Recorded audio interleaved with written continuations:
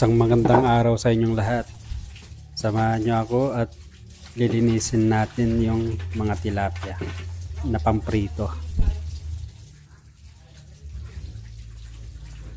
Tilapia pamprito. Mga idol, mga kabayan, kumusta naman ang buhay-buhay?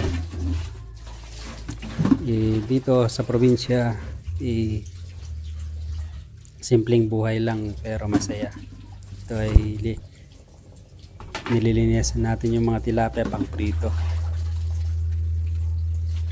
para ready na mamaya. Itong mga tilapia na pala ito ay para sa birthday ni Mrs.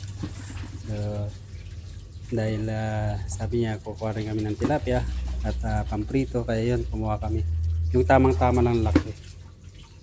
Kaya maganda rin dito sa probinsya pag mga ganyan, meron ka makukuha ng medyo mas makamura ka, at saka yung isda ay fresh pa, bagong harvest sa fish pond.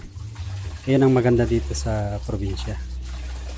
Dito sa probinsya, basta masipag ka lang ay hindi ka magugutom. Huwag ka lang mamili ng trabaho. So, mga idol, mga kababayan, kumusta ang buhay-buhay? Simpleng buhay, probinsya, happy together.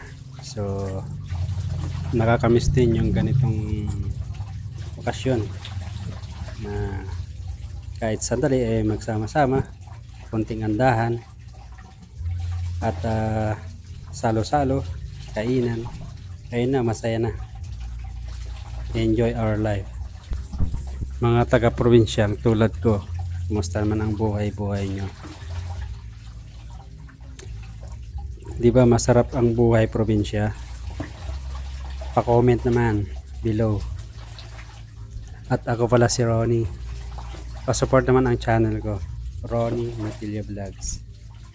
Sana ay mga idol, nasa lagi kayong mabuting kalagayan.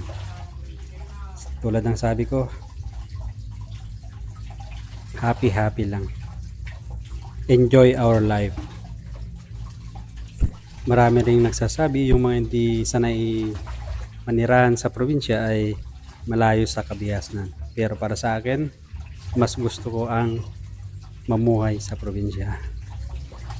Maraming salamat sa iyong pagsama. Hanggang sa muli, mga idol, mga kababayan, ingat kayo lagi at sana ay nasa mabuti kayong kalagayan lagi. Have a nice and great day to all of you. At tulad ng sabi ko, enjoy lang natin ang ating buhay. Happy lang. Minsan problema dumarating pero mawawala rin yan. At again, mga idol, maraming salamat sa iyong pagsama. At salamat.